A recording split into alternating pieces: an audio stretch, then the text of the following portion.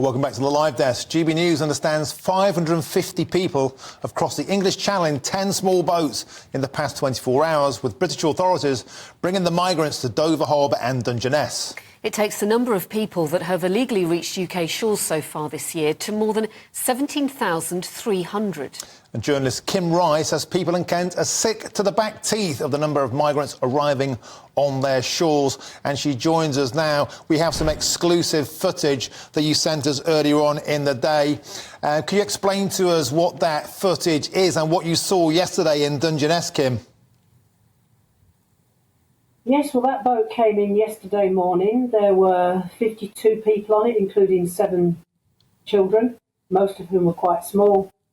This is one of the bones of content that I've got with this, because to put children on one of those vessels is extremely foolhardy. I've seen children get off those boats screaming in fear. One child I saw once was a toddler on a boat full of men that were obviously not related to him.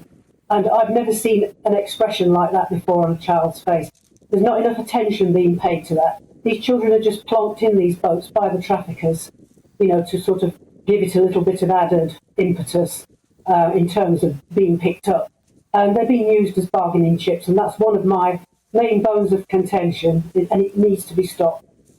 And so, Kim, we're seeing footage on the screens now. For those who can't see it on the radio, it's of ostensibly men being taken off an RNLI craft. They're being marched across the shingle there at Dungeness, and they appear to be going towards some sort of processing area. Can you explain what happened next?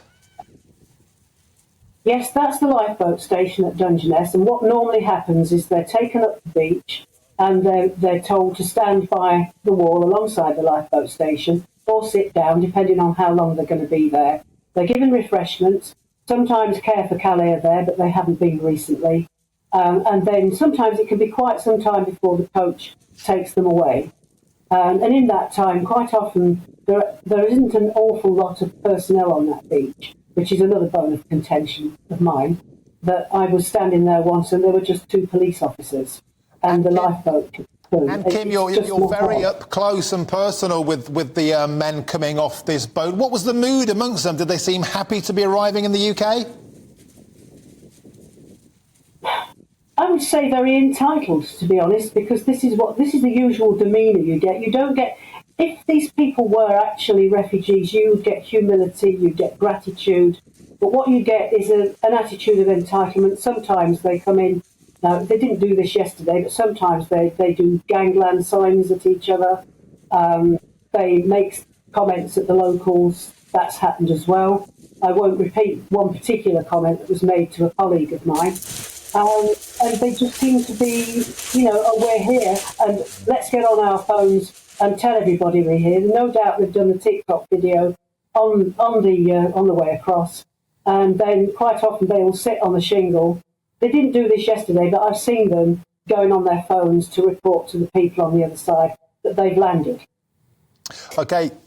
I just wanted to ask you, Kim, in terms of from them landing on the beach to when they were taken off on coaches, how long did all that take? Was it quite a quick process of security and safety checks? Surprisingly not. It's very patchy. What happened yesterday, I think the whole thing was over and done within about an hour and a half. Sometimes they're searched by the police, patted down. I didn't see them being patted down yesterday. I saw them being, they were having wrist tabs put on them.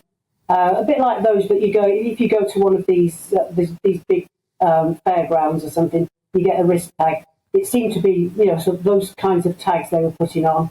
But I didn't see any patting down being done. Usually they queue them up and pat them down and then escort them onto the coach.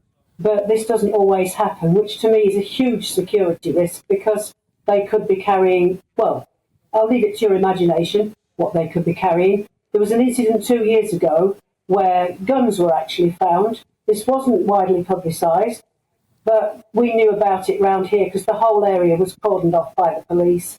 There was a big hoo-ha over it. Kim, I have to interject there. We're joined in the studio now by Mark White, our Home and Security Editor. But before I go to him quickly, could you tell me about other times when you've seen dinghies landing directly ashore and people getting off those craft and running into the town without there being any authorities at all to stop them? I personally haven't seen what we call beach landings, but I know people who have. I have seen them, however, coming into the town via the army camp road. We've got a live army camp here with those Ukraine soldiers being trained there, lots of live fire going on. The beach down there is an MOD beach. They have landed on it before. It was reported a couple of years ago in the national press. They've landed on it since, but we don't talk about that, and it's very dangerous.